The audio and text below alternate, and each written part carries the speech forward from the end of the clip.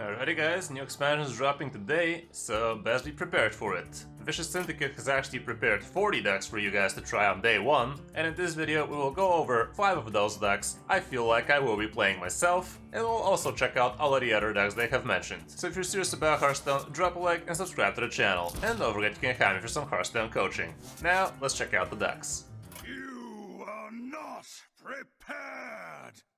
Here's the Vicious Syndicate article, and I'll have that linked in the description below so you guys can check them out for yourself, but let's get going. And we're starting off with Death Knight, and here they have Excavate Plague Death Knight, Excavate Rainbow Death Knight, and also Excavate Cagehead Death Knight. And all of those sound exciting, but I think the Plague Death Knight has the most merit to try on day 1, because a lot of people are going to be testing with Highlander decks, and this is going to ruin their day. Here's what the Plague Excavate Death Knight consists of. And we obviously have all of the good Plague cards, we obviously have all of the good Excavate cards, and we also have Reska, the pit boss, at the end, so you can actually res that over and over again with your excavation treasure. Reska is super powerful in this one because it also takes control of a random enemy once it dies, and it also has Rush, so this would be a huge board swing for you. It also helps a lot that your Excavate cards are actually decent. And we also have Pile of Bones in here, so that can keep on reviving on the board, so you don't lose too much tempo because you excavate it. We're also running things like Magata in here because we don't run that much spells aside from Down with the Ship, as well as Reap What You Sow, but everything else is just minions. Primus also helps a lot, Sylvanas is not bad, and we also have a couple of Chained Guardians. I'm not sure how much corpses this thing is going to be generating for you to actually include something like Marrogar,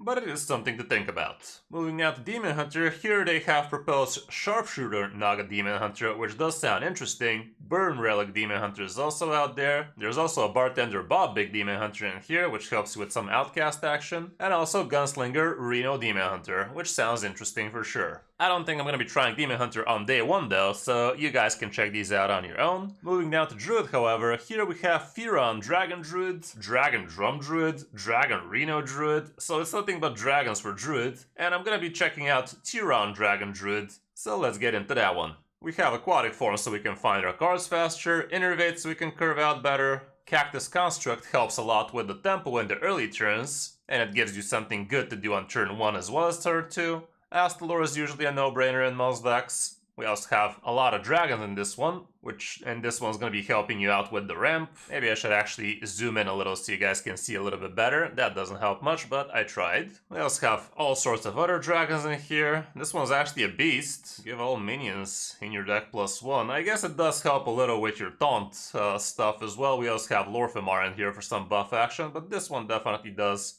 sound a little bit on the iffy side. I think somebody just wrote dragon in the search bar and included Snapdragon because of the name, but it doesn't even have the tag, so that's a little bit weird. Honestly, why does this not have the dragon tag? Surely it should have been a double tribe. Maybe it even is. I don't know, like, this just sounds weird. Anyway, we also have a bunch of card draw for dragons, which is gonna help a lot. Azurite Chain Gang is not a dragon, but it is pretty chunky, and it is gonna be getting buffed a lot, so getting a bunch of taunts like this will be helping you with survivability in the early turns. This one is basically going down to 0 when you play it after you, if you have a dragon, and you always should.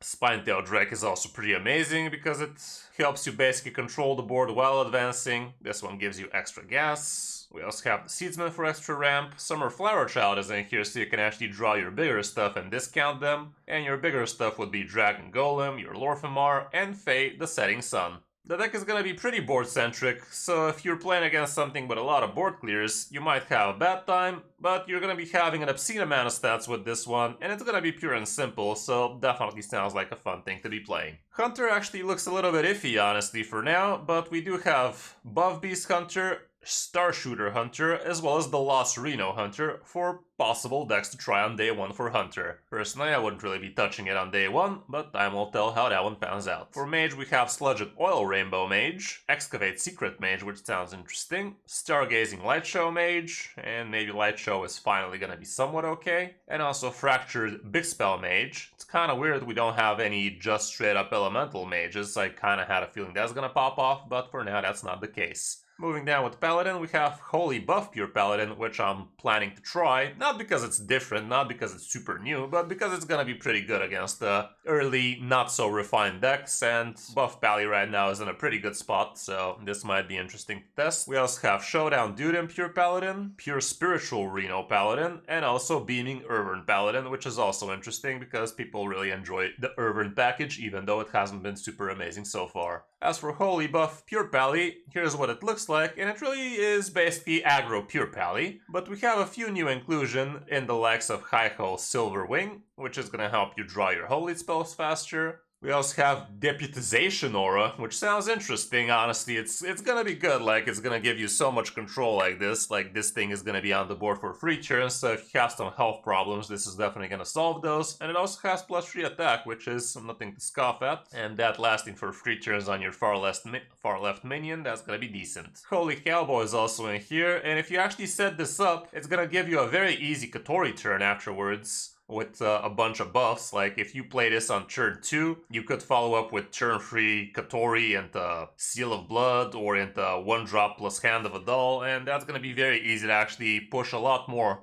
out of your Kotori that way. Or you can also do some sick stuff like turn 5 Holy Cowboy into a 6 damage AoE with Keeper's Strength, which is gonna be pretty brutal, especially against those druids we mentioned earlier. But yeah, the rest of the deck is basically same old Pure Pally with Countess, with Garden's Grace, and all of that good stuff. With Priest, I didn't even bother reading upon the Priest cards too much, like Battle Control Priest, enjoy that. Elise loves Reno Priest, who asked, and Pip Naga Priest, that might be somewhat interesting, honestly. But as for the Control Priesticles, not on day 1, that's for sure. Maybe not even on month 1, we'll see. Anyway, moving down to Rogues, here we have Concoction Excavate Rogue. That should be interesting, like anything Concoction is usually off to a good start, and Excavate package for Rogue actually looks pretty interesting, so that might be fun to try. Wishing Miracle Rogue also sounds like a random BS Fiesta, so might be enjoyable to play, not so much to get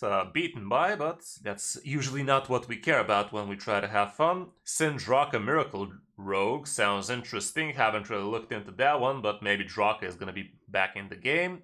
And we also have Roger Ogre Rogue, not sure where the Roger comes from, but why not Ogre Roger or something, like, whatever. But yeah, the Ogres definitely looked fun with all the Shadow Step mechanics you could be doing on Puds, or whatever the Ogre Chief was called. So that might be pretty interesting indeed. For Shaman, we have Scar Elemental Shaman.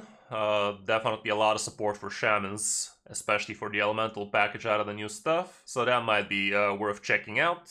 Oil Nature Shaman, which I'm not really sure what the oil stands for here, but ain't nobody got time for that right now. Dr. Reno Shaman looks interesting. Highlander with the new frog card is gonna be very OP if you actually pull it off fast enough, and getting all of those big frogs could be interesting, but I guess time will tell if that really picks off. And the other big spell Shaman is the other deck we have proposed here. But moving down to Warlock, which we're obviously gonna all try on day 1, Brew Excavate Warlock is gonna be probably the name of the game. We also have Waste Excavate Warlock, Sludge Discard Warlock, and Steamy Sludge Warlock. But yeah, with Warlock, Excavate is definitely gonna be extremely powerful, and maybe it is gonna be one of the first things that gets nerfed, because the 4 mana 4/4 treasure you get is just brutally OP, and you can literally kill people through armor, through solid alibi, heck, even through ice block if you're playing wild. So definitely sounds like an amazing card, which is probably a bit too amazing. Other than that, we basically have Control Warlock with the Excavate package slapped into this Brew Excavate Warlock, and we also have the Saloon Brewmaster as well as Youthful Brewmaster, so you can actually bounce the 4 mana treasure a bunch of times and basically kill the opponent from hand like that, like an OTK kind of deal. Not OTK, because you won't be able to do that in a single turn, but you're basically gonna do it across a few turns and basically suck the living life out of them. And that's the thing about the treasure. They can't actually heal themselves back to 30, because this thing takes the health. It doesn't just damage them like a Pyroblast. It actually takes the health and gives it to you like a Vampiric Blood. So that's why it's so OP, among other things. But yeah, we basically have Control Warlock with all the bad cards from Control Warlock taken out, so you have room for all of the Excavate stuff with Smokestack, Kobold Miner, the Brewmaster so you can bounce, Zola so you can copy it an extra time, Moarg Drillist is also an excavate card, same with Burrow Buster, and we also have Tramp Conductor, which is also pretty busted. And the rest is just the good stuff from Control Warlock with your Doomkin, with your Titan, with Gigafin, with oh, we're actually not having room for Symphony of Sins? Definitely make room for Symphony of Sin, guys. I'd probably take one youthful Brewmaster out for a Symphony of Sin in this one, like Symphony is just way too good to sleep on. And moving down to War, we also have Brawler Odin Warrior, also Boom Boss Grief Warrior, I'm not sure what that is, Fire Taunt Warrior, which sounds interesting, and Taunting Black Rock and Roll Warrior as well. And I think I will be going for the Black Rock and Roll Warrior. So far, anything Black Rock and Roll has been pretty high rolly, but not very consistent at it. But with all the buffs we're getting for the taunts, the taunt package, this might be crazy enough to work. It's gonna be pretty hard to deal with. Definitely not very hard to deal with for the Warlock I just showed you, but you get the picture. Anything aggro is probably gonna be crying against you. We have tons of taunts in this one. We have the new Unlucky Powderman, which is gonna be buffing all of your taunts as a Death Rattle. We also have Steam Guardian in here, who has the sole purpose of drawing your Black Rock and Roll, which is your single spell, which sounds a little bit on the iffy side, not gonna lie, but it is that important. We have Azurite Chain Gang, which is super strong, Treasure Guard for the card draw, Igneous Lava Gorger for some extra armor gain. The new Detonation Juggernaut is pretty cool. Magatha for a ton of card draw, like we saw, only Black Rock and Roll is the spell in here. Ziliax is pretty nice.